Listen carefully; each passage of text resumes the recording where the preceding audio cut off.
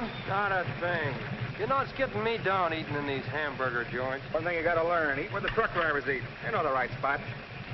Say, I saw a funny thing up the road just now. Good-looking dame sitting in a car all alone. Yeah, what was she doing? That's just it. She wasn't doing nothing, just sitting there. I got a rule about women. If they ain't breaking the law, let them alone.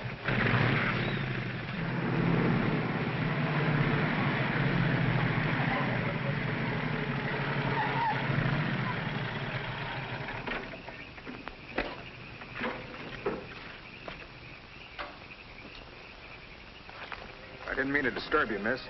Just wanted to be sure everything was okay. Excuse me, lady, but are you sure you're all right?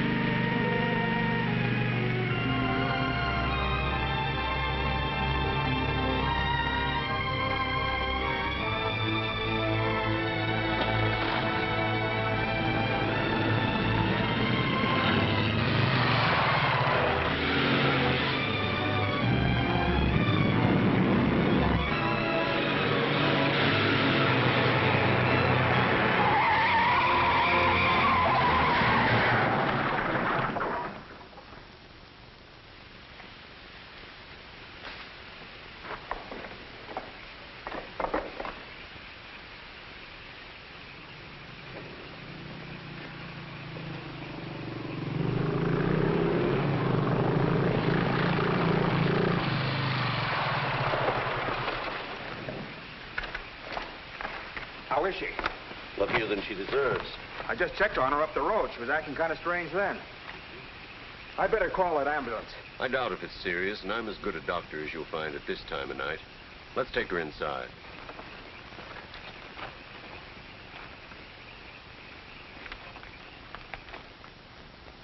Well, no bones broken. Bruises, that's all. I think you better rest here for the night. I'm a little surprised. You're a beautiful young woman. You've been in an accident. You haven't asked for a mirror. Perhaps that fits with the way you were driving tonight. Perhaps you find the idea of living not very attractive. Is that any of your business, Doctor? As a matter of fact, it is my business. I happen to be a psychiatrist. I don't need a psychiatrist. You won't mind if I disagree with you. Here's a beautiful young woman, apparently well-to-do, apparently in good physical condition, who just doesn't care what happens to her. This is interesting. Not altogether unusual, but interesting. Of course, there are the obvious deductions. It's my life, Doctor, and I prefer to run it myself. And you don't want anyone to see inside it. Perhaps you don't even want to take a look yourself. Many women haven't the courage to face themselves, so they look for escape in one excitement after another. Half my patients are like that. But I'm not one of your patients. If you tell me how much I owe you, I'll be going back to town now. Very well. I'll drive you to the station.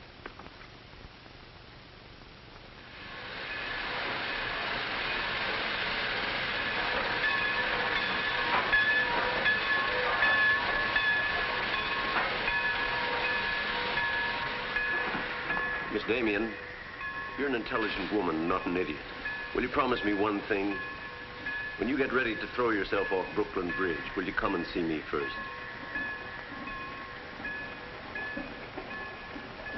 Goodbye, Doctor.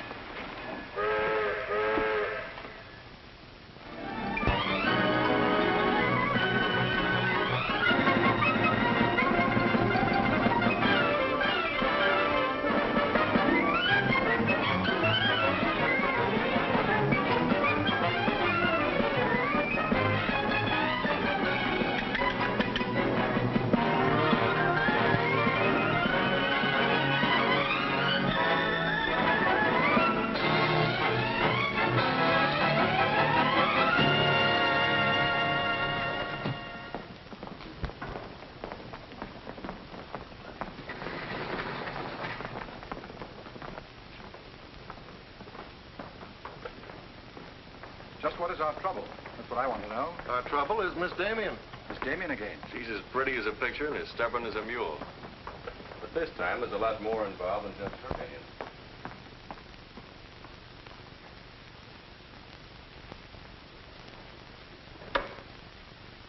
Come in, Miss Damien. We were just ripping you up back a little bit. So I gathered. There's nothing personal. It's about Mr. Cortland. Cortland? Oh, yes. He runs a jewelry store. He owns Cortland and Company. London, Paris, Fifth Avenue. You may remember him as one of our biggest advertisers. Oh, what Shirley wants to say. I know what Shirley wants to say. I always know what Shirley wants to say. He wants to know why I killed the art layout on Mr. Cortland's famous jewels. And I understand the April number goes to press without it. That's right. In the first place, it's no art layout. It's a press agent's dream. But the result is we stand a good chance of losing the Cortland account. Now, am I running my department or am I not? I haven't said anything, Miss Damien. Well, I had a talk with Cortland. He was decidedly acid about it. I'm not interested in Cortland. But if this magazine is going to submit to advertisers' blackmail, I'd like to know about it. Now, please, Miss Damien. If that's the policy, Mr. Cranish, you better get someone else to take my place. Please, Miss Damien, just a moment. Gentlemen, if you don't mind, I'll talk to you later. I thought I should bring this to your attention. You can't blame us for trying, Mr. No, of course not. No harm done, gentlemen. Madeline, you've got yourself all worked up. Come, sit down. I'll get you a drink. No, thanks. I don't want one. No? What is this private blackmail of yours? Threatening to quit in order to win an argument. Oh, I'd just as soon quit. I mean it. Now, tell me, what's happened? You're all wound up. What's bothering Oh, you? nothing's bothering me. You know I don't want you to quit. I won't go into my personal feelings, but you are the best art editor we've ever had. How's the insomnia? Oh, I found some new sleeping pills. Red ones this time. Red pills to put you to sleep. White pills to wake you up. Doesn't sound very sensible, my dear. What are you doing this evening? Dining with Freddie Fancher. Oh, Freddie again. Oh, I couldn't get out of it, Victor. We're using some of his drawings next month. But it'll be the last time, I promise. Madeline, you're a bundle of lies. A very lovely bundle. Beautifully tied together. I'm trying to be honest, but you won't believe me, will you? No, my dear. Because I don't really think you believe yourself.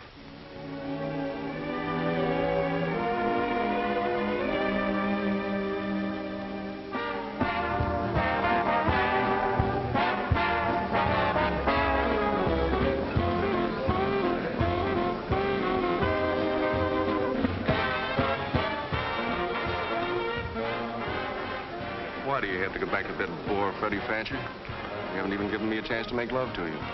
You've been doing all right. You know something? It's awfully hard making love to a woman who makes more money than I do. It'd be much easier if you made love to me. Would it? Oh. You're trying to give me the brush off, are you? Well, finally, we understand each other. Well, there you are, Freddie. There's your girl and no bones broken. I'll see you at the office, Madeline. I'd join you if somebody asked me. Nobody's asking. Fair enough. Why do you have to dance with that pollywog? Look, I've told you not to drink. I always drink, particularly when I'm with you. Oh, am I that hard to take sober? You're a voluptuous pain in the neck. I'm going home. You're not going to walk out on me. Come on, be yourself. I've told you I'm going to leave early. But you can't leave me just sitting here in the snow. I'm mad about you. In my own foul way. Good night, Freddie.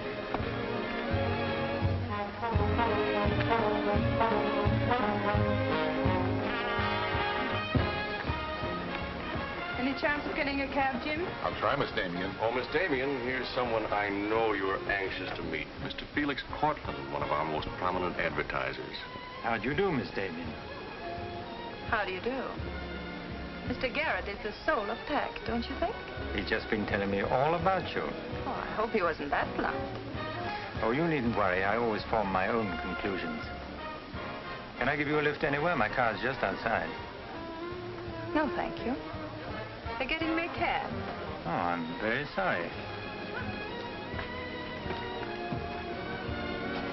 I'm sorry, Miss Damien. There isn't a cab around. Oh, how long do you think it'll be? That's hard to say.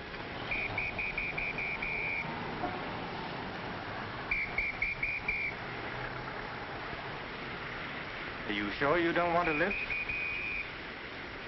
Well, there doesn't seem to be any alternative. Good night, Mr. Garrett. Good night, Mr. Cortland.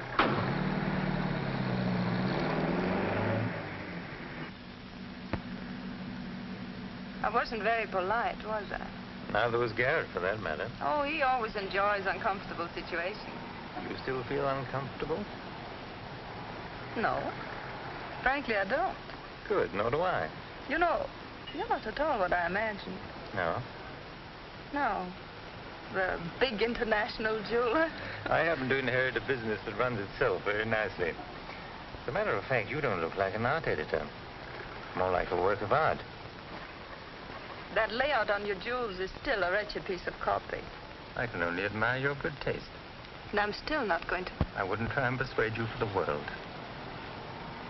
Mr. Cortland, I think you're a very dangerous man. I only wish it were so. The truth is, I'm a very ordinary one.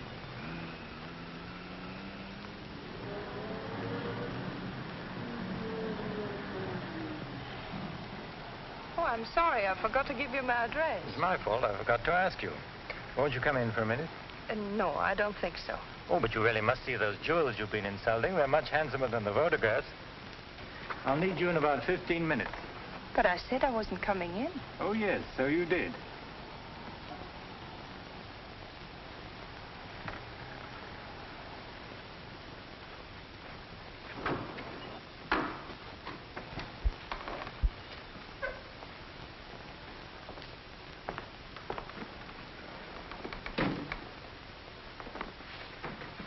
Let me take your wrap. Well, I'm only going to stay a minute, you know. Of course.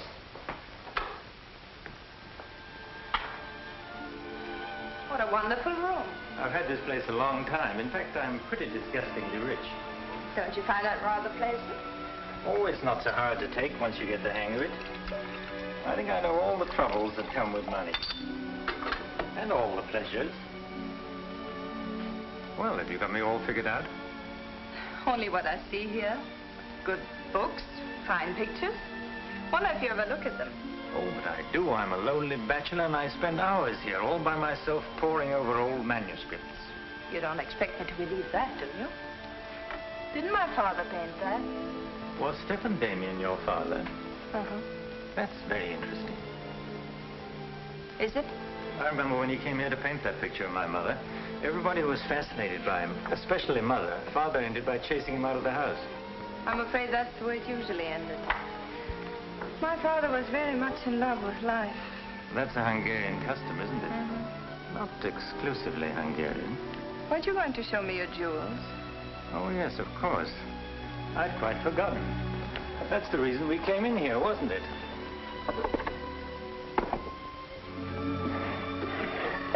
You ought to feel very flattered, Miss Damien. This safe is one of my darkest secrets. You really want to see those jewels?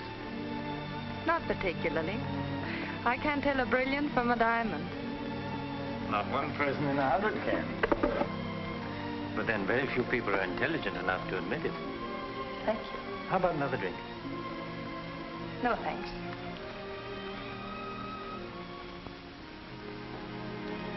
You know, you need relaxing. Lots of relaxing.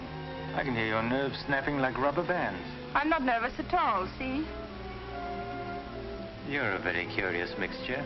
A highly moral voice. That's not me, that's my mind. A man's mind, I'd say. Why not? I do a man's work. And desperate eyes. Eyes full of shadows. Insomnia does that. Does it?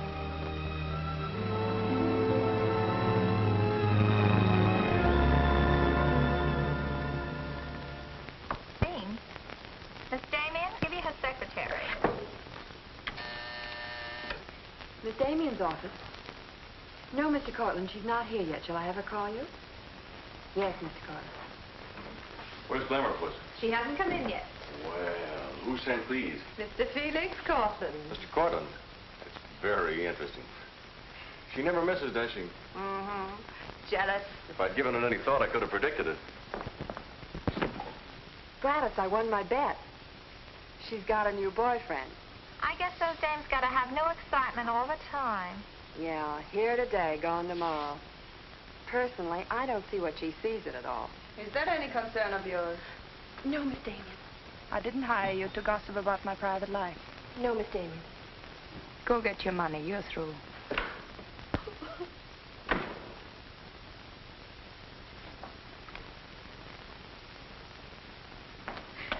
Damien, come in here. What's the matter, sweetheart? Miss Damien fired me. Fired you? What for? He heard me talking about Mr. Cortland. Cortland, eh? Don't you worry, baby. I'll fix that. I understand you fired June. That's right. What's the idea? I don't like people to gossip about me. You don't, eh? No, I don't. Well, it's pretty late to be thinking about a thing like that, and it's a rotten trick to take it out on your secretary. Get out of here. You don't think your life is a secret, do you? Boys were betting 8 to 5 this morning that the Cortland layout would be in the next issue. You're disgusting. Madeline, why don't you get wise to yourself? Everybody else is. One romance after another. That's your whole life, and you adore it. Get out. You try to dress it up with pretty words, but you don't fool anybody. They know what you are, and you'll never change. Get out! You don't care because it's too much fun.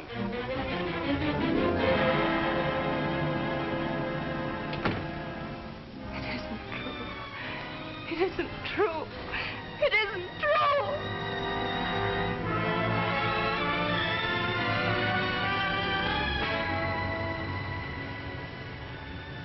I'm a little surprised. Here's a beautiful woman who just doesn't care what happens to her.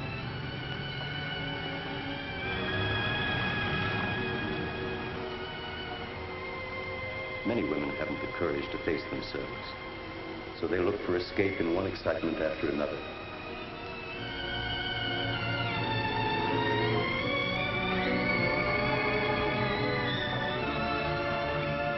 Perhaps you find the idea of living not very attractive. Lady, if you want to kill yourself, why don't you try the fridge?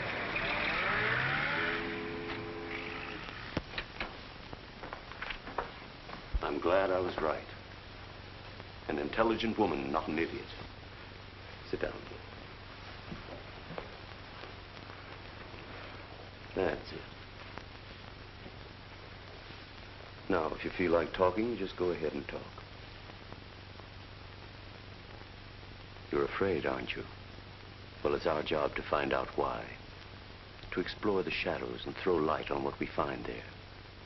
Then you'll be able to see yourself clearly and face yourself honestly. When you can do that, you won't be afraid anymore.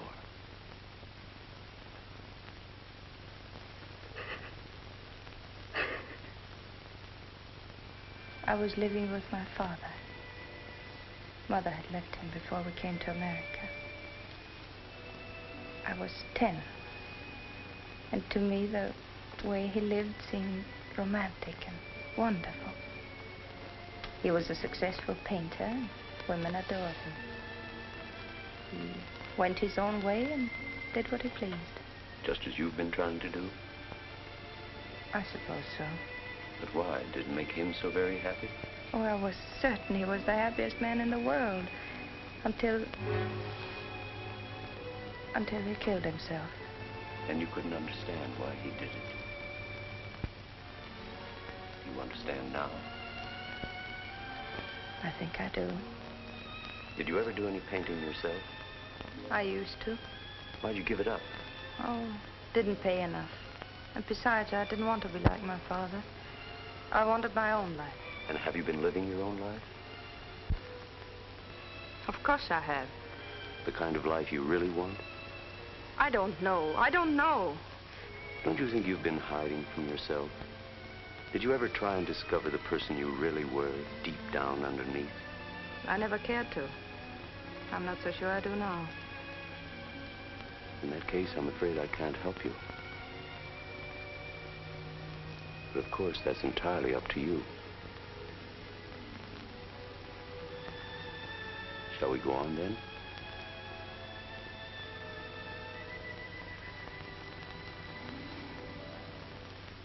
I was doing what I wanted to do. Paying my own way and making my own rules. Nobody was hurt. Nobody but yourself. And it didn't really make you happy, did it? Wasn't that because down underneath you knew there was something missing? Something important? I suppose so. That would worry you, wouldn't it? And then you would drug yourself with the excitement of more excitement. Oh, I know the pattern, Miss Damien. You're suffering from a disease of the times. A neurotic malady as commonplace as chronic alcoholism. Suppose for a moment that you were an alcoholic. They're much the same, you know. Unsure of themselves underneath. and seeking reassurance from new excitement. Instead of getting at the cause, the drunkard solves his problem by taking another drink. This, of course, is no solution. And eventually, we find him sprawled hopelessly at a bar, without the strength or even the desire to save himself. I can't go on with this. You're not helping me. You're insulting me. You've been insulting yourself, Miss Damien. Insulting your body and insulting your soul. Your life hasn't been gay and glamorous at all. It's just been muddled and senseless. You know that now.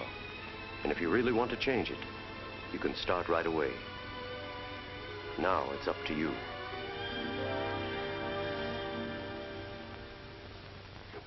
You can have my apartment, Ethel. The rent's paid till the end of the month. Darling, I feel like a vulture wheeling over your head.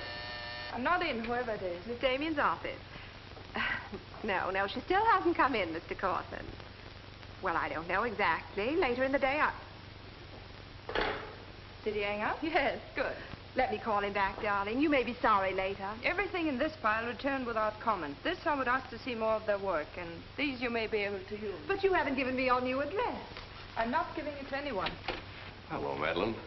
Beautiful, would you mind popping out for a minute? That's just 60 seconds. You better talk fast. Madeline, I'm on a jam. I've got to raise some money. I need about $5,000. What do you expect me to do about it? Well, I thought you might talk to Cortland. I'm sure he'd let you have it if you ask him nicely. You're really quite a rat, aren't you? Look, Madeline, I'm in debt up to here. I only make $100 a week, and you know I can't live on that. $5,000 doesn't mean a thing to Cortland. You better get out of here before I lose my temper. You're forcing me to say things that I don't want to say, but if you're going to act cold and virtuous about it, you'll hear them. Suppose I tell Cranish. Tell him what? About Cortland. You know, you've got a very nice job here, but you won't have it very long if I tell Cranish. I don't want to tell him, but... What's so funny? As a blackmailer, you are pitiful. Go on, tell him. Tell him what a rat I am, and you are, and he is. Go on, use my phone if you want, and my desk, and my office. I'm through with all of them.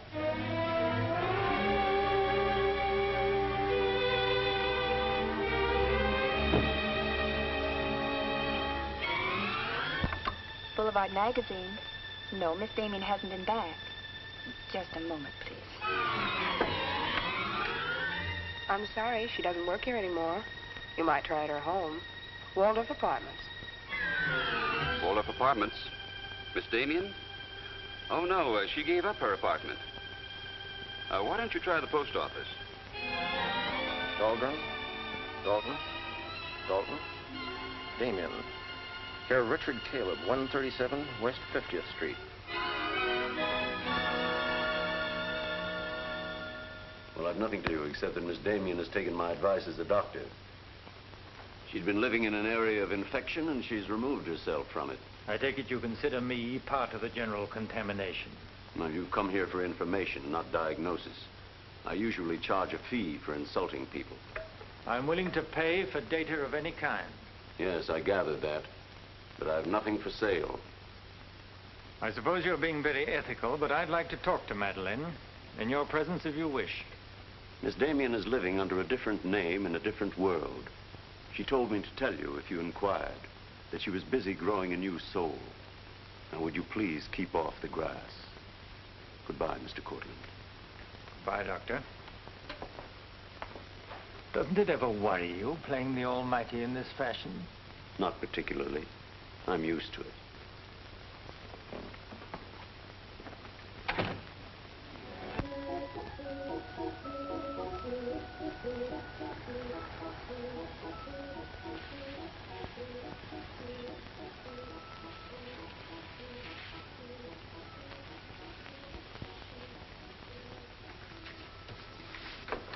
How's it look? It's better than torn wallpaper. So you think I'll tell him then? You'll do better after you get the hang of it. I only hope the new tenant will like it. Well, he seems awful particular. He's a floor walker at Macy's. Oh, well, you can always give it back to me. He'll never sell it, you know. Take my advice and try something more cheerful. You know, like flowers and butterflies. I'll do that. Thank you, Mrs. Geiger.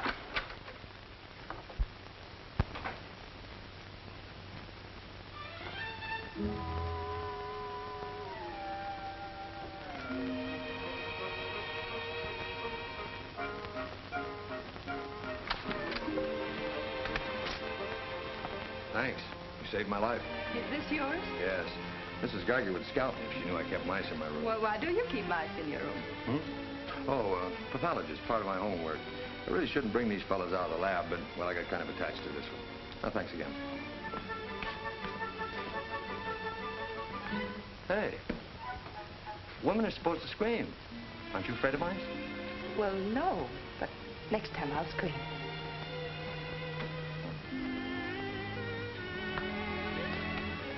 Good afternoon, Miss Green. Hello, how's the work going? Oh, all right, I think. Yes.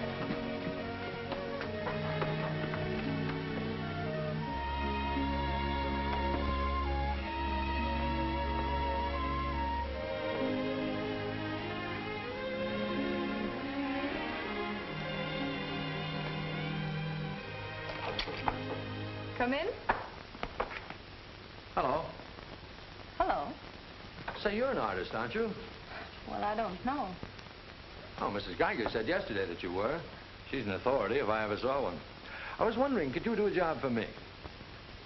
Want your portrait painted? Me? Oh, no. No, nothing like that. I'm doing some research, and it has to be illustrated. Oh, what do you want me to draw? Nothing fancy, just blood cells and things. Sounds fascinating. Oh, it is, really. You see, it's a lot like... Oh, no, you'd be surprised. It really is fascinating once you get in it. Of course, I'm on a fellowship, and I couldn't pay you very much. Matter of fact, I couldn't pay anything till the first of the month. That'll be all right. Oh, fine. Swell. It's all settled then. I'll see you at my place about 6 o'clock. Oh, but couldn't I? Oh, sure you can. I just live downstairs. You know, the mousetrap. Oh, by the way, my name is Cousins. Mine is Dixon. Very glad to know you, Miss Dixon.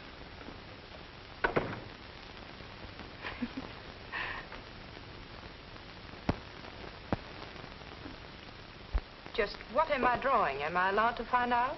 Sure. Effective anti-reticular serum on cell tissue. That's all I wanted to know. Oh, say, that's quite good. I'll take it to the lab with me in the morning. Just about ready for the next one. Do you realize it's 12 o'clock? I haven't had my dinner yet. And you haven't either. Oh, gosh, I'm sorry, but well, I got so wound up on this. So did I, but now I'm hungry. Well, tell you what let's do. We'll go out and eat. That's a brilliant idea. I'll get your coat. Do you do this all the time? Only since I got out of the Army. I was lucky to get this job of research. Now I've got to get it finished. Then what? Oh, then I go back to Oregon and become the usual respectable small-town doctor. No mice? No. No mice. Head colds and belly aches. $5 a visit. Maybe you'll like it. You'll get some rest. Oh, I'll get plenty of rest, all right, but I don't think I'll like it. You folks going out this time of night? That's right. We're meeting a few friends at the Busy Bee cafeteria. We don't want to miss the floor show. We'll have to hurry. See that he eats. He hasn't got any more sense than a goose. I'll feed him with a spoon. I got onto it first up in a little town in Germany while I was still in the Army. I met a couple of Russian medical officers who were working on anti-reticular, and well, they were pretty steamed up about it. Pie, sir? No, thanks. We got together the first night over a bottle of vodka. I remember the town was still burning. So maybe it was the vodka, but anyhow, we got to talking about anti-reticular, and, well, I guess I got pretty excited. You mean you speak Russian? Over a bottle of vodka, anybody speaks Russian. Care for some coffee? No, thanks. I've milk. Oh, one, please. At any rate, I promised myself that night that just as soon as the war was over, I was going to do a job of this. You haven't stopped to eat ever since. That's an error I'm just about to rectify. $1 even. There you are. Thank you. Oh, thank you. You, sure you've got everything you want? Oh, yes, thanks. You know, I don't think you're much of a doctor. Do you call this a sensible diet? Pancakes and pickles? Well, scientifically, there's two kinds of diets. The kind that doctors prescribe and the stuff they eat themselves. Oh, but you're always in such a rush. You can't make scientific discoveries that way. Sure you can. Take Banning. He saw some flies nibbling at a piece of pancreas. Figured out that there must be sugar in it, and in 1 minute he had the idea for insulin. You know, you're a very lovely girl. You're not being very scientific, Doctor. Oh, but I am. It's the very heart of science. It's the truth. Let's talk about insulin. Insulin.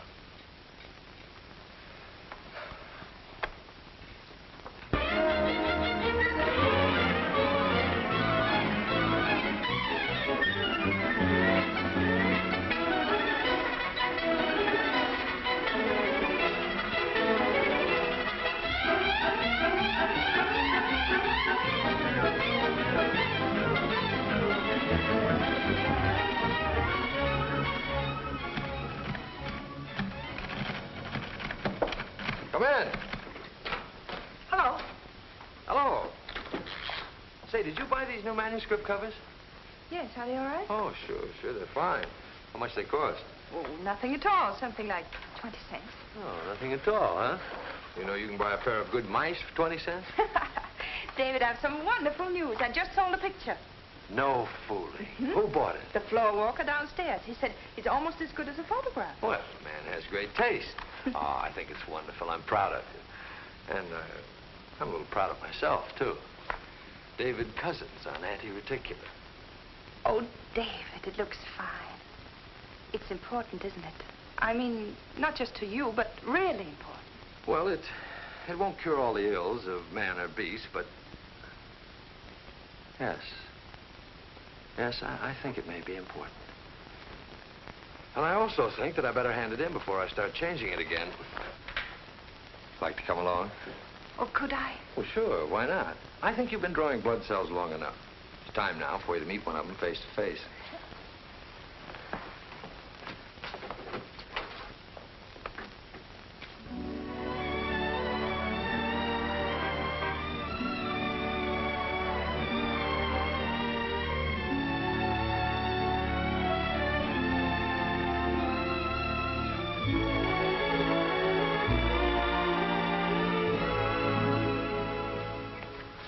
I hope your text is as good as your illustrations. I hope so, too, sir.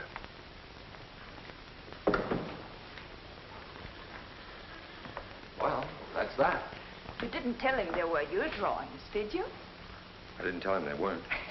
Come on, I'll show you my lab. Coffee. I wouldn't try and drink it if I were you. Assistant pathologist.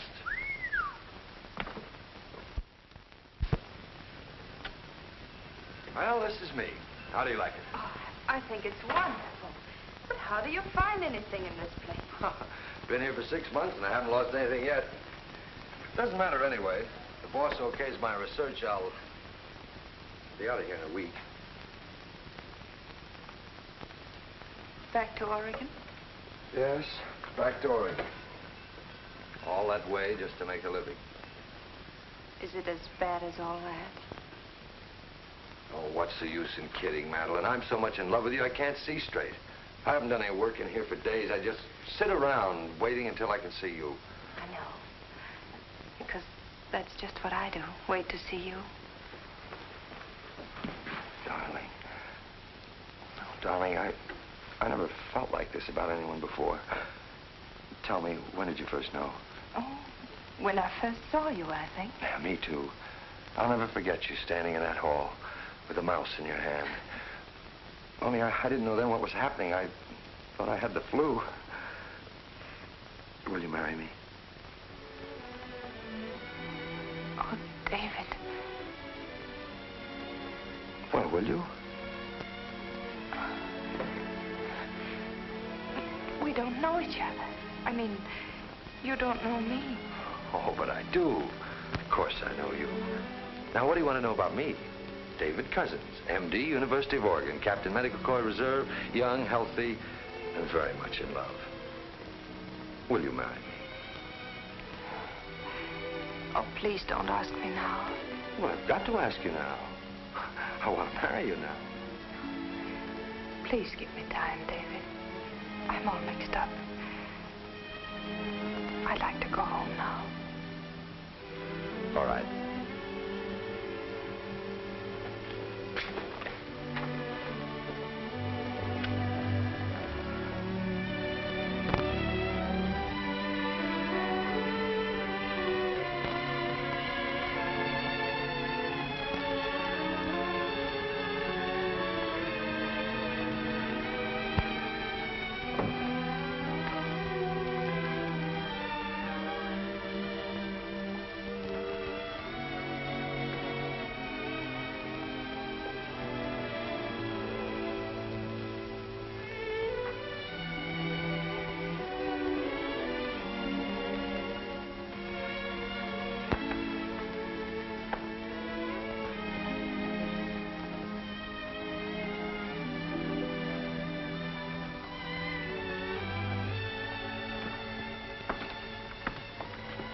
Madeline.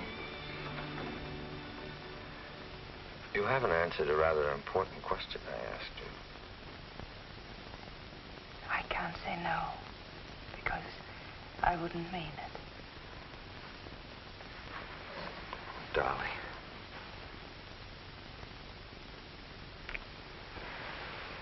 David, I do love you.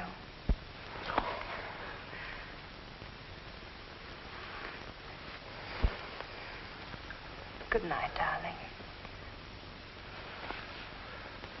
Good night.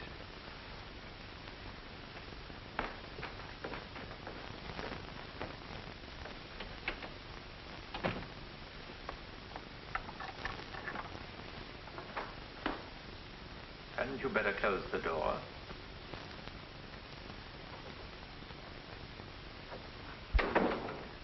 A gentleman I hired provided me with your new address and the proper keys. Suppose someone had seen you. You wouldn't have cared, would you? I didn't think it mattered. You see, I expected to find you wretched and lonely, grappling with your complexes. Rather naive of me. Will you please go? Of course I'll go. But before I do, wouldn't you like to tell me about him? Why? I'm in love. Now, laugh if you want. I don't feel like laughing. I've always wondered if it were possible for people like you and me. And you think you've really got it? Love eternal, the fireside, the slippers, the whole thing? Yes, the whole thing. I'm very glad for you. And I think I'm a little sad for myself. You haven't told him, have you? Told him what? Well, about me, for instance. Why should I tell him? You're absolutely right. You shouldn't. Men prefer to keep their illusions, don't they? Please go. If you ever need me, you'll let me know, won't you? And don't call the past too many names.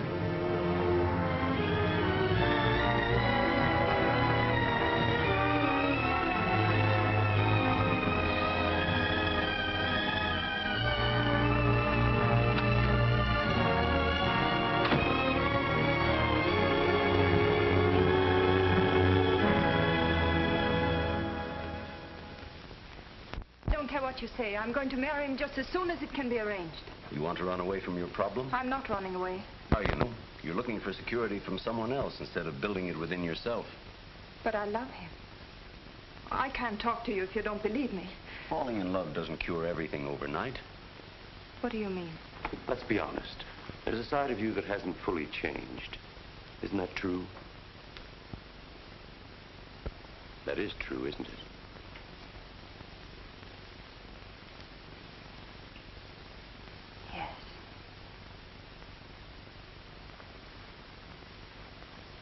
Have you still not told David about yourself? I couldn't tell him. You let him fall in love with an illusion, with someone who doesn't exist. I could never tell him. He might stop loving me. Isn't that a risk you'll have to take? You're being very careless about it. You can't build a lifetime relationship on a lie. If you're really in love, you'll tell him. With the others, it was different. But if you love him... Will you please stop saying if? How many times must I tell you I love him? But real love is a sharing. If you're strong enough to face this yourself, you're strong enough to face it with David. Oh, I can't do it. I can't risk the only happiness I've ever had. That's up to you, Miss Damien.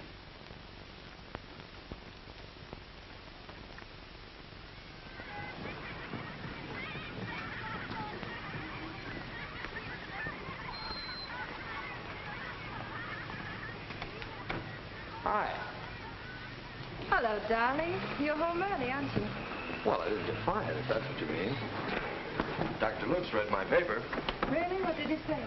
Well, he liked it. Oh, David, that's wonderful. The only trouble is he thinks it's so important he wants me to go to Chicago and read it before the convention. Oh, David, no. Well, that's not my idea. I don't want to go. Well, when will you have to leave? Tonight. Got to catch the 8 o'clock plane. And when will you come back? Oh, I don't know. A few days. But I tell you what. As soon as I get back, let's get married. You can get a license in 3 days, and it only takes 15 minutes to get married. You still want to marry me, don't you? Oh, more than anything in the world.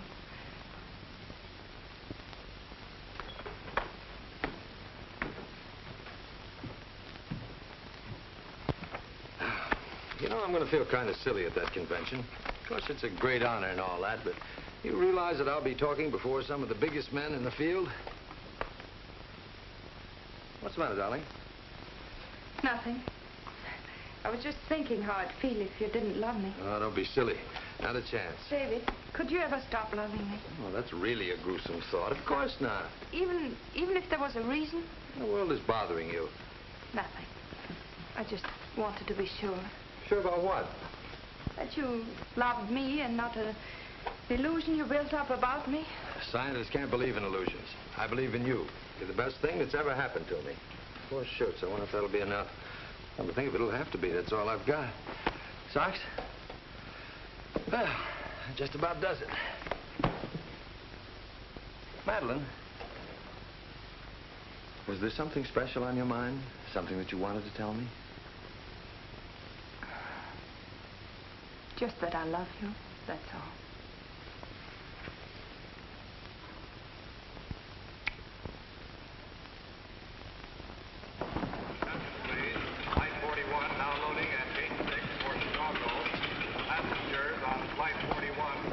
Write me every day? Every day. Hope you miss me.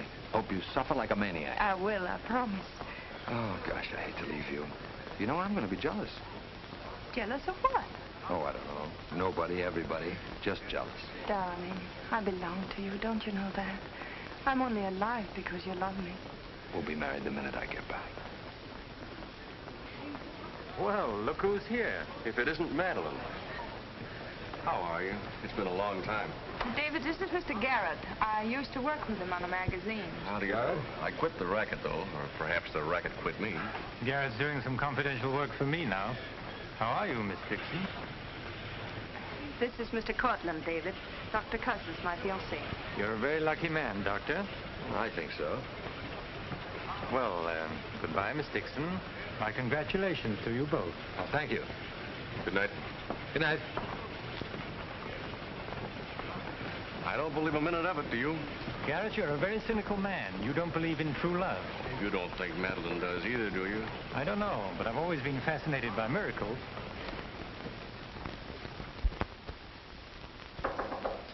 Come in. Telegram for you, Miss Dixon. I thought I'd bring it up myself. I thought it might be important. The news? He won't be back till Friday. That's men for you. You never can count on them. Oh, I forgot. A doctor somebody called you, said you were to call Miss Ethel Royce. She's been trying to get in touch with you. Friend of yours? Yes. I suppose you got your own reasons, but you ought to get out and see your friends instead of sitting in this room all day and all night. Thanks, Mrs. Geiger. None of my business, mind you.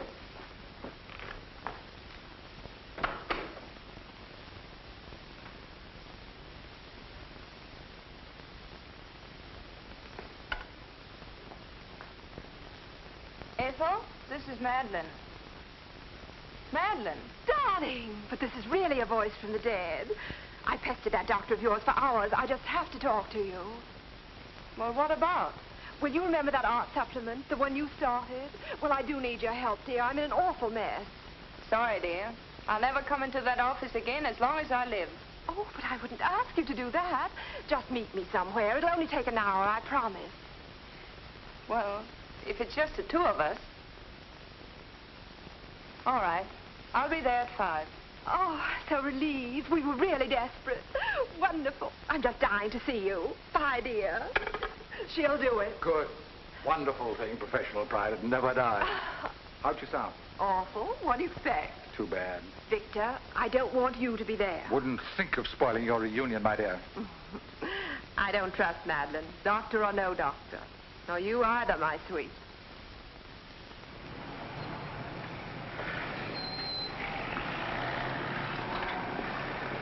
Hello, Miss Damien. Glad to see you back. Glad to see you, Jim.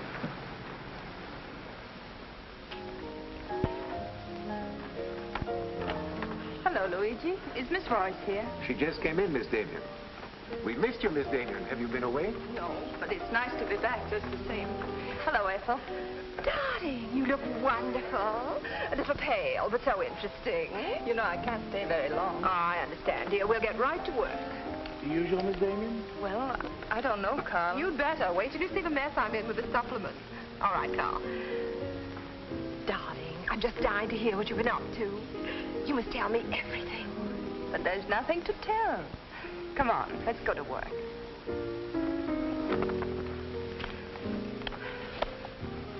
You're just marvelous, my dear. You made the whole project seem utterly simple and practical. Not for me, please. Darling, you used to be able to drink 10 in a row. I'm out of training. No one would know it, my dear. You seem just like the old Madeleine again. It's the surroundings. What do you say we have dinner and go to a show? No, really, I've got to stagger home.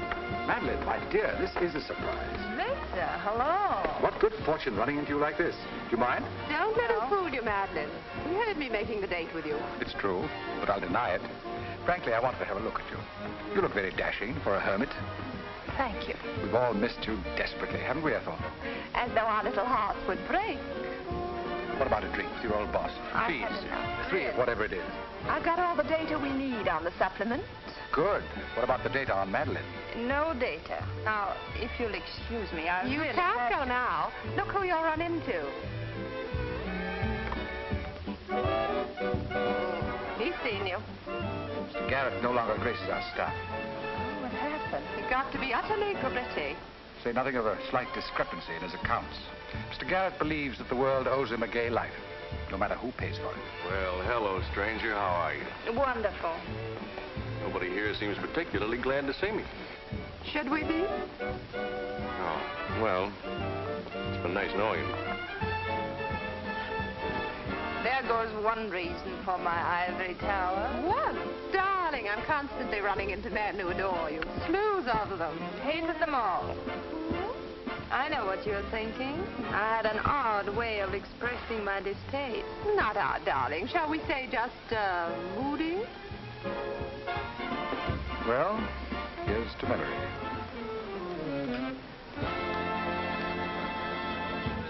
May I speak to Mr. Cortland, please? Just a moment, sir.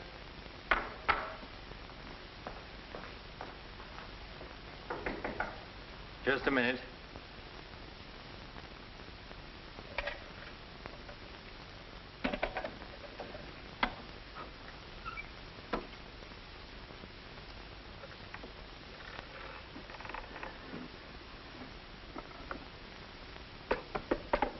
Come in. Mr. Garrett on the phone, sir. All right. Hello, Garrett. I have some interesting news. Do you know who's here? Madeline. How considerate of you to call. By the way, I've just been through the stones in my safe, and one's missing. The stone's not terribly important, but you're the only person who knows about my safe, and the fact is you did have my keys for quite a while yesterday. What are you getting at? Only that I don't like thieves. But you're being ridiculous. Let me come over and talk about it. There's nothing to talk about. I'm taking it up with the police. But, Cortland, you can't do that.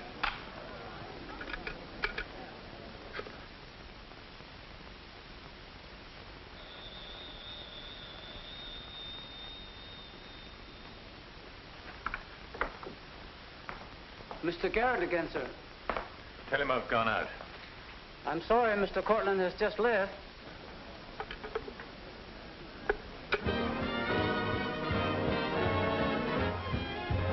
Are you all right, darling? Of course I am. You're not going to disappear again. Oh, yes. Back to my treetop. It's raining. Let me drive you home. Oh, no. Ethel wouldn't approve. Good luck, my dear, on your treetop. Bye, darling. Well? Let's face it, she's a changed woman. She'll never change, darling. She's just got herself a new set of words, that's all.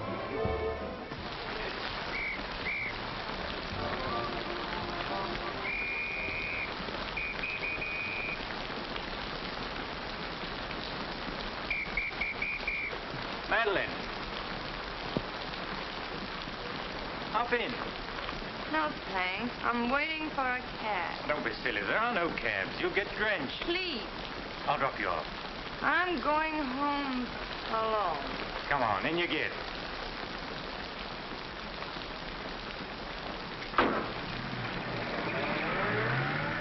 I hope you didn't get too wet. Your concern is touching. Quite a coincidence finding you in the rain. Is it? I can't lie to you, especially when there's no point to it. I was informed you were playing hooky. You're detestable. I'm really not detestable at all. I happen to be very fond of beauty, which shouldn't be a crime in your eyes. Please, no debates. I'm a little dizzy. A good dinner will soon take care of that. Why do you always hound me? You know I despise you and everything you stand for. There's always a chance I may be able to improve your opinion and your manners. I'm sleepy. You know you're very lovely. Please don't bother. I'm not listening.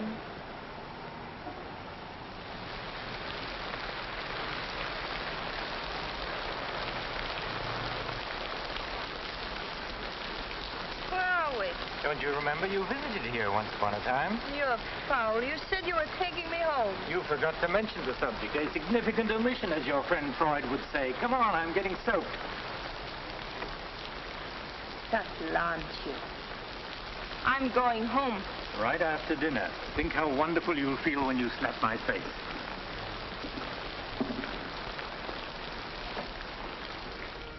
That'll take the chill out of your bones, and maybe even your heart. Still cold? Oh, no. It's quite warm in here. Cigarette? Thanks. Very warm. Light? No, I'm not really detestable, am I? No. I am. Why? Because I ought to go home. In this rain, you mustn't even think of it. You see, you are detestable. And you've been very annoying for months. Madeleine, we belong together. You know that. No, I don't know that. Of course you do. We feel the same way about life. You're not making sense, Mr. Cortland. Why make sense? Doesn't this make more sense than talking and lying? No sense at all. Then what would you call it, darling? Stupid. Madeleine, you're wonderful. Stupid. You're sweeter than ever. I'd better see who it is.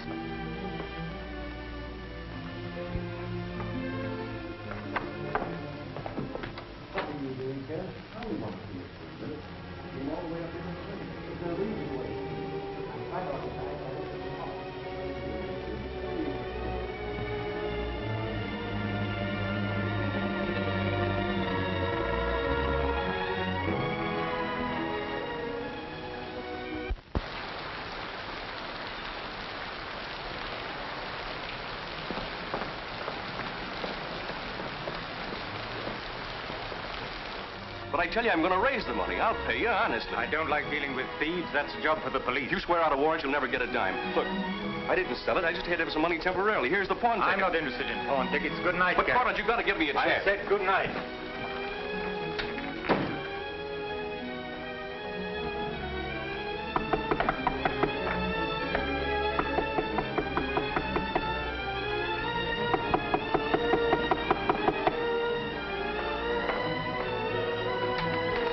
You've got to let me talk to you. Let me explain this. You stupid fool. You'll have the stone back. I'll get it to you. I promise I will. All I need is a little more time, just a couple of weeks. What are you doing? Phoning the police. You can't do that. I'm not going to let you ruin me.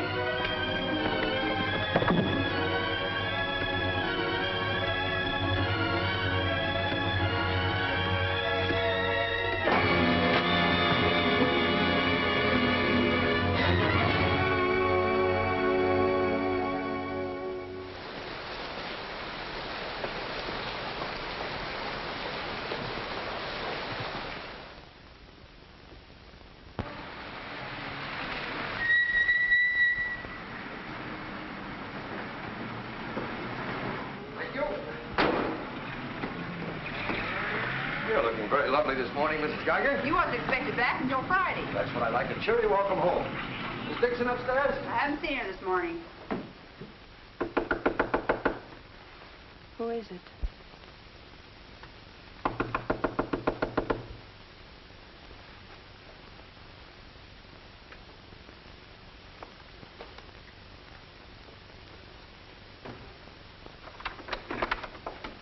Hi. Darling. Oh, I couldn't wait till Friday. I just said my little piece and ran out on them. Oh, I needed you so badly. I feel lost without you. Don't ever leave me again. That you can depend on. Say, I've got big news. I'm a success. Oh, tell me all about it. I wonder what's the matter with you. You don't look very good. Come on, I think you better get back in bed. Now then, first, I don't have to go back to Bellyaches in Oregon. You're not marrying a small-town country doctor, young lady. You're marrying a promising young research scientist. At least that's what Dr. Broder says, and he ought to know. He's got a long white beard. Oh, darling, I'm so proud of you. I think I'll take your temperature. Gee, I wish you could have been there. When I finished reading my paper, they all got together and offered me my own laboratory in California. I still can't believe it. There it is, right in the paper. You'll find it on the bottom of page 10.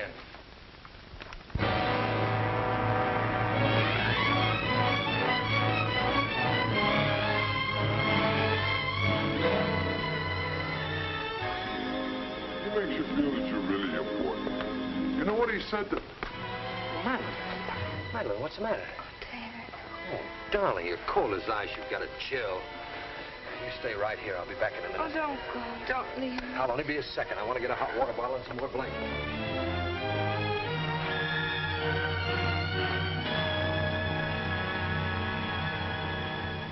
Is Miss Madeline Dixon at home? I don't know. Friends of hers? We're from police headquarters. Where's the room? Upstairs. What do you want to see Miss Dixon about? We'll tell her. Well, perhaps you'd better tell me first. Miss Dixon isn't well. Who are you? He's a doctor. He lives here. If it isn't important, I suggest you come back tomorrow. It's important. Could you get some extra blankets and a hot water bottle, please? You a friend of Miss Dixon's? Yes, why? Just asking. Well, what is it, an accident or something? I wouldn't call it an accident. Well, we should cut out this mystery and tell me what it's all about. Okay, Doc, take it easy. Madeline, these men are from the police. They want to... We'll take over from here, Doc. I'm Sergeant Patelli. This is Sergeant Beitler. You're a friend of Felix Cortland's, weren't you? Matter of fact, you were with him last night. No, I wasn't. Did you see Mr. Cortland any time yesterday? No, I didn't. Now, look, Miss Damien, we wouldn't be here asking questions unless we already knew most of the answers. Oh, wait a minute. Her name's not Damien. I think you've got the wrong party. I think maybe you've got the wrong party, Doc. The name happens to be Damien. This happens to be a case of murder. Take a look at that newspaper. I want to know what's going on in here. This is my house, and I've got to know. Sorry, madam. We'll talk to you later. As long as I've been here, there's never been police Take in her this and see house. what you can find out. lady. Come on. Now, Miss Damien, tell us what happened last night. What time did you leave Cortland's house? Oh, Dave. You and this guy, Cortland, were pretty sweet on each other, isn't that right? Oh, but it isn't. It isn't true. Now, according to the chauffeur, you got to Cortland's house at 6:45. What time did you leave? Oh, but I didn't go into the house. I met him by accident. David, don't look at me like that. How long have you known Miss Damien, Doc? Not very long, only a few months. Know that she was mixed up with this guy, Cortland? Oh, but it's a lie. David, it's a lie. Okay, so you didn't go into the house with Cortland? No, I didn't. He wanted me to come to the house, but I wouldn't do it. Oh, I didn't go into the house. I didn't, I tell you. Who you telling, me or the doc here? Did you get anything? She came in about 9. In a cab? No, she was walking in the rain. Landlady said she looked kind of wild-eyed. What about Cortland? He was here, all right. He visited her a couple of weeks ago. Get the date? Yeah, April 10th, around midnight. Anything else? The landlady thought that Cortland had a key to this place. She was kind of vague as to how he got it. I didn't give him a key. David, you can't believe that. I've got his key ring here. This one fits. He had a key, all right. But I didn't give it to him. Where are you going? Oh, David, don't leave me. I didn't kill him, I swear. I didn't kill him. Who cares whether you killed him or not?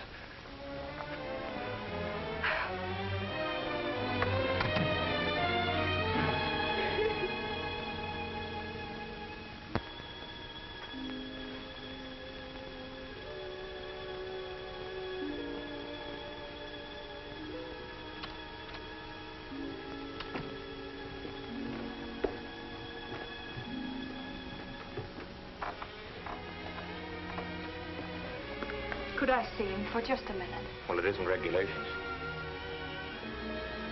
Okay, 60 seconds. David, please listen to me. You lied to me. You've always lied to me. But I'm not lying now. I didn't want to go with him. He said he'd drive me home. And he made love to you, didn't he? Oh, don't deny it. Of course he made love to you. He had a key to your room. I should have told you many things. I tried to, but I just couldn't. If this thing were so innocent, you would have told me. When I said I was in love with you. When I asked you to marry me. I was afraid, David. I was afraid you wouldn't understand. You bet I wouldn't. Before I met you, I was horrible. But you changed all that. You made me sane and happy. Why keep on lying? You tried that upstairs and it didn't work. Look, I was in love with you. All right, I made a mistake. I thought you were something wonderful, and you turned out to be something else. So let's just forget about it. The only thing that you can do for me is let me alone. I love you, David. I'll always love you.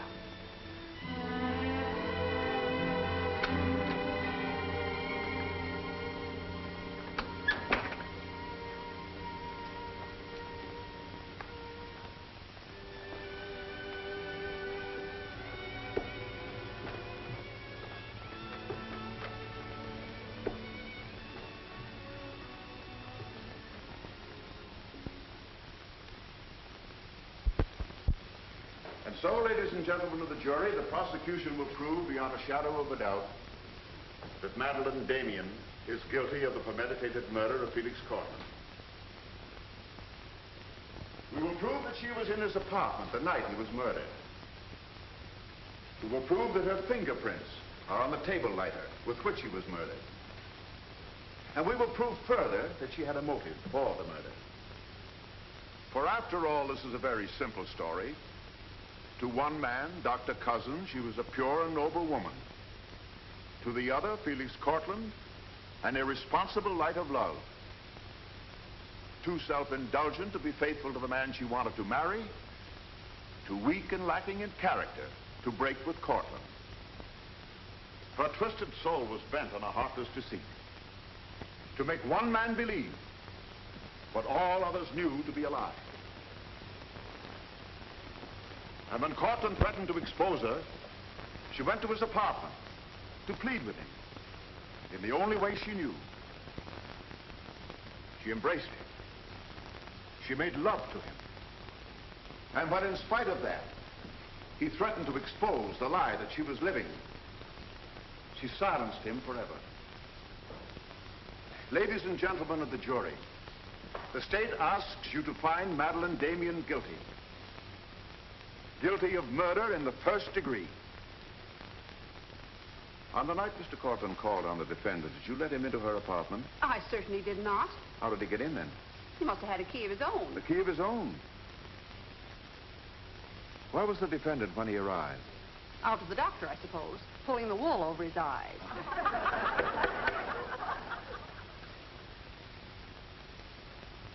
Thank you, Mrs. Geiger. Your witness, Mr. Mitchell. You've got to let me cross-examine her. No questions. Miss Damien, I can't defend you properly if you won't let me. We've got to put up a fight. Fight? What for?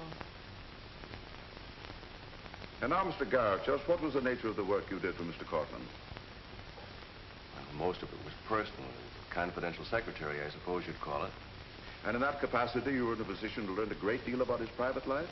Yes, of course. Did Mr. Cortland know that Miss Damien was lying to Dr. Cousins and concealing her true character from him? I'd rather not answer that question, Mr. O'Brien. You see, both Miss Damien and Mr. Cortland were friends of mine. Yes, I understand. Well, let's get back to the meeting at the airport. What was the attitude of the defendant when Cortland saw Dr. Cousins? She was embarrassed, naturally. Yeah. She was embarrassed, naturally. Thank you. Your witness, Mr. Mitchell. I've got to cross-examine. If I don't, we haven't a chance. Don't ask him anything. No questions. Were you a close friend of the defendant? Yes, I was. Did she confide in you on matters of a personal nature? Yes, she did. If you were asked in this court, do you think you could recall any of those intimacies? I could recall some of them in lurid detail. Your Honor, I object. Objection sustained. Well, let me ask you this, Miss Royce. Would you say in general that men found Miss Damien attractive? Definitely. And would you say that Miss Damien found men attractive to her? I'm afraid I most certainly would. You would? What were the relations between Miss Damien and her former employer, Mr. Cranish? They were friendly. In your opinion, was there anything more than friendly? I object, Your Honor. The question calls for the conclusion of the witness and is prejudicial. Objection sustained. Dr. Cousins, I'm Dr. Caleb. Miss Damien's a patient of mine. I don't happen to think she's guilty of murder, do you? No, I don't. She may be guilty of other things, but in there she's being tried for murder. And she won't even defend herself. She's got a pretty good lawyer, hasn't she? She needs your help, Doctor. In her own mind, she's not on trial for murder. She's on trial for those other things. And it's not the judge who's trying that case, it's you. I don't want to be rude, Doctor, but I don't think you know what you're talking about. I'm sorry to disagree. You see, I've been treating Miss Damien for some time. I happen to be her psychiatrist. Dr. Caleb. I'm sorry to have bothered you, Doctor.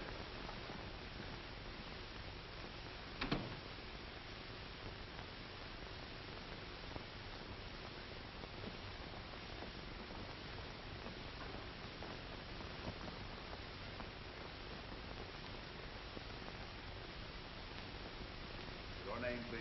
Richard Caleb. You're a psychiatrist? I am. Miss Damien came to you as a patient? Yes. Did she come of her own free will? Yes, of course. Isn't it true, Doctor, that people do not go to a psychiatrist unless they consider themselves, well, shall we say, not well balanced? In general, that's correct. As a matter of fact, wasn't Miss Damien on the verge of committing suicide when she made her first visit to you? Your Honor, I object. Well, no matter. We'll prove that by other witnesses. However, is it not true that people who come to you as patients come with problems? Objection. Objection overruled. Well, Doctor? There'd be no point in their coming to me if they didn't have problems. So the defendant came to you with a problem. Do you mind telling us, Doctor, in your opinion, just what was Miss Damien's problem? That is a confidential matter between doctor and patient. I'm afraid I can't discuss it.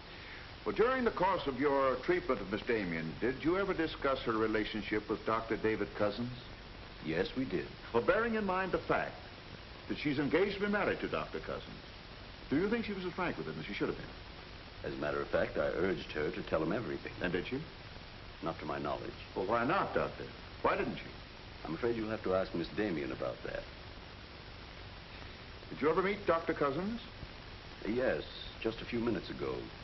Well, I'm sure you found him a reasonable, intelligent young man, and yet the defendant refused to confide in him. Having met Dr. Cousins, I think I can see why Miss Damien hesitated to confide in him. Do you mind telling us why?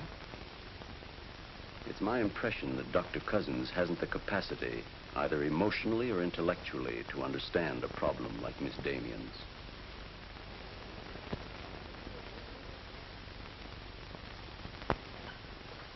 How's the trial going, Doctor? Not very well, I'm afraid. There's a Dr. Cousins in your office. Oh? You said you weren't expecting him. As a matter of fact, I was expecting him. Hello, Doctor. Sit down, relax. Tell me, is this a professional or a social call? Dr. Caleb, you said some pretty rough things about me this afternoon. Yes, I did, didn't I? I think I'm entitled to an explanation. So do I. As a matter of fact, I'm very glad you came over. I wanted to talk to you about Miss Damien. I'm not interested in Miss Damien. I'm glad to see you're still in love with her. And I'm not in love with her. All the better. Then we can approach the subject of Miss Damien as one scientist to another. You see, I'm interested in Miss Damien because she's a patient of mine. I believe I was well on the way to solving her problem. It would be most distressing to me if she were to die now for a crime she didn't commit. It would be as though you had lost one of your white mice, one that you had just inoculated. What's all this got to do with me? Only this, that when you testify tomorrow, you'll be asked to tell the truth, the whole truth.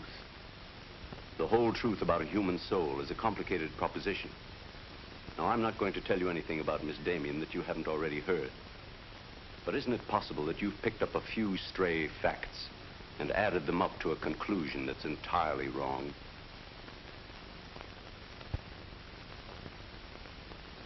Won't you sit down, Doctor?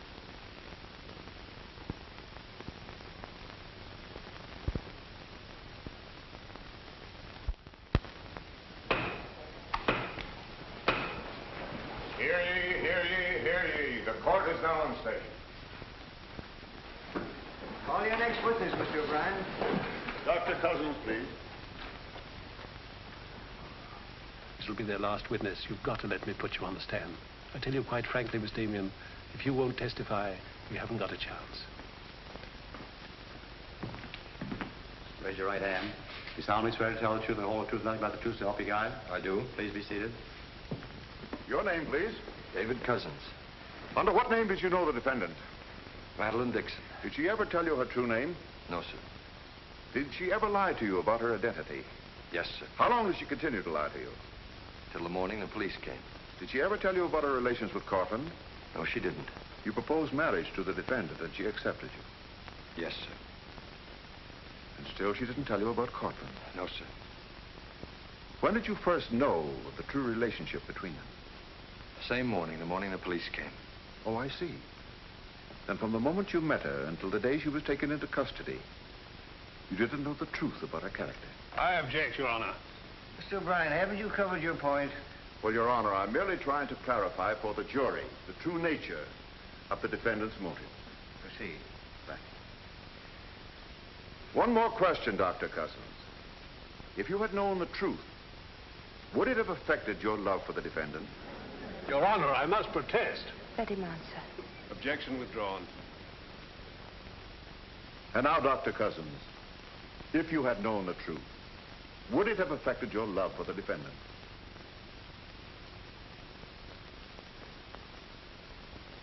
I was in love with Miss Damien then, and I'm in love with her now. Your witness, Mitchell. No questions.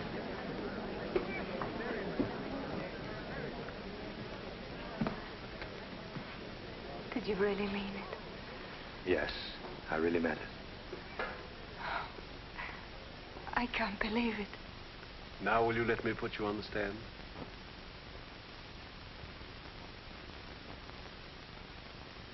You admit you went to Cortland's apartment that night? Yes.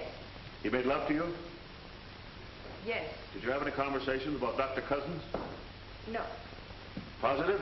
Yes, I am. But tell me, Miss Damien, were you in love with Felix Cortland? No, I wasn't. Were you in love with Dr. Cousins? Yes. Oh. But you went to Cortland's apartment nevertheless.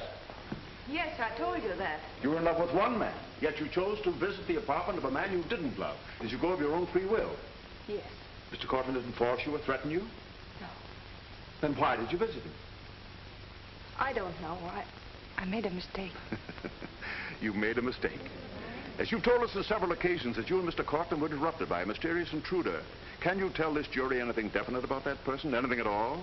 No, I didn't see him. You didn't see him? I only heard his voice. You seem very certain it was a man. It was a man. What did he say? Well, I don't know. They were talking in the hall. I couldn't tell what they were saying. Yes, you heard a voice. You're willing to swear it was a man, and you couldn't hear what he said. Now, what sort of a person do you think would be calling at that time of night? A bill collector? A man selling magazines? Or perhaps even a burglar? Why not a burglar? Mr. Cortland was a very wealthy man. He must have been a very timid burglar because nothing was stolen. Of course, you realize that Mr. Cortland kept his jewels in a vault at the store? Not all of them.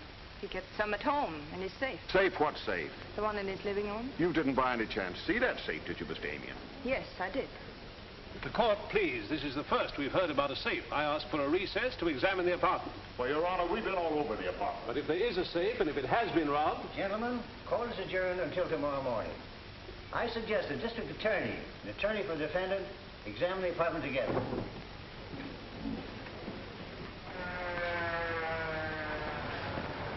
What about this safe, Mr. O'Brien? What safe? How about some pictures on the inside, Mr. O'Brien? You boys better wait outside.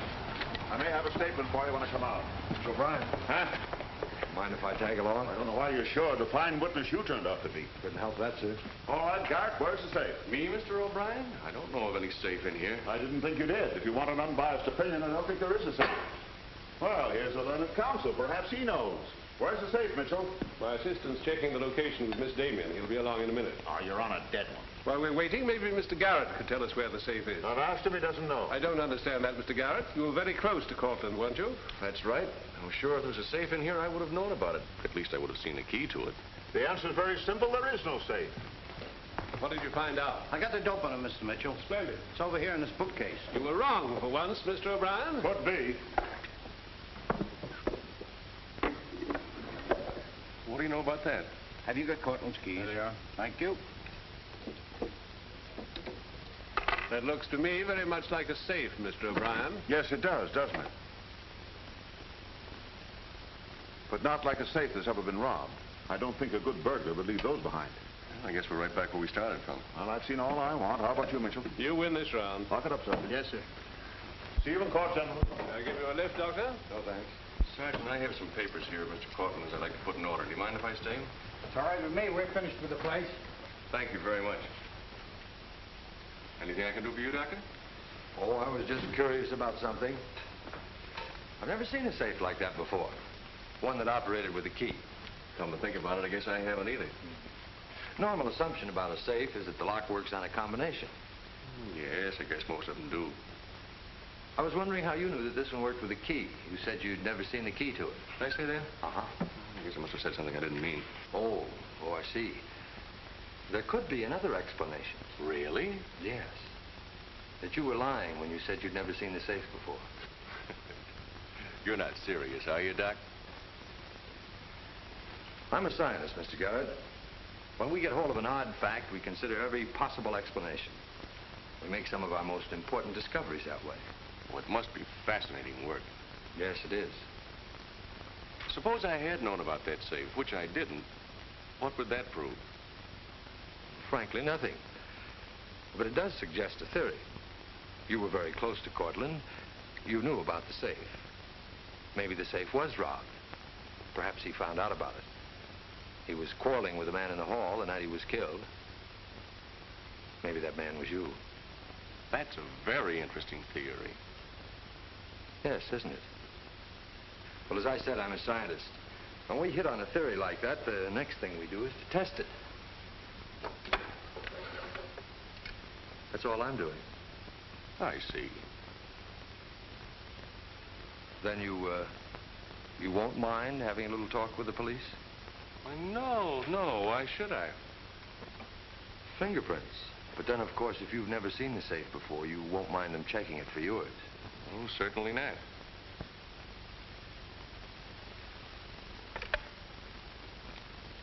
The number is Spring 73100.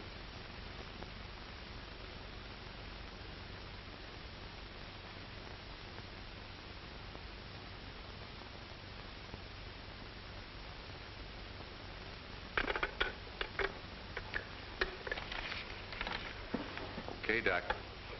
No hard feelings. Don't you think this sort of thing is rather out of your line, though? I guess maybe you're right. Bye, Doctor. Goodbye.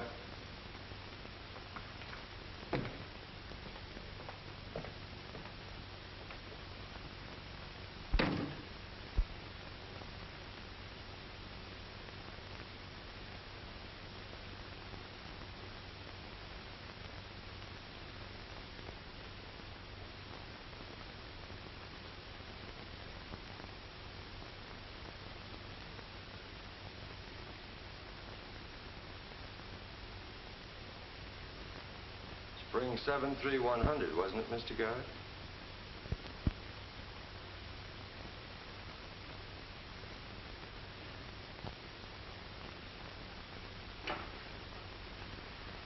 I guess maybe I underestimated you, Doctor.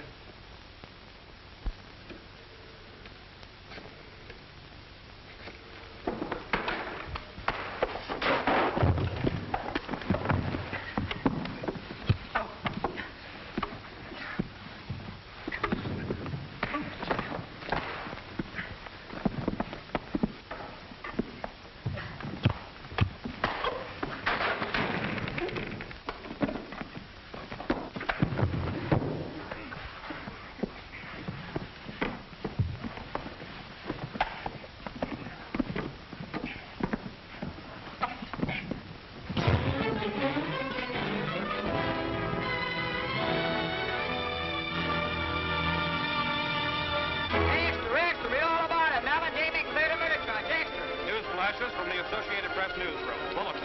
Madeline Damien has been exonerated of the murder of Felix Cortland. The full confession by an ex-employee, Jack Garrett, is in the hands of the district attorney. It was a trial marked by many surprises.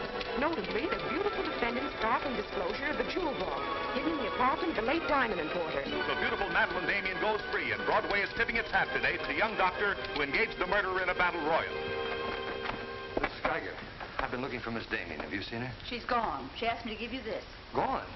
Well, where did she go? I couldn't get a word out of her, but I know she left the airport more than an hour ago.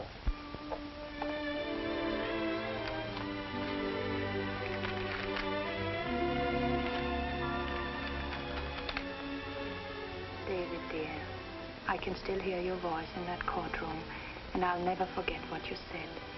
You did much more than save my life. You made my life worth saving. I can't bear to tell you how much I love you and want to marry you. But right now, that wouldn't be fair. I'm going away for a while. I want to be terribly sure, after all this, that I can really be the kind of person you once thought I was. Maybe after a while that will be possible. And then, when we're both sure, David, please ask me again. Goodbye, my darling.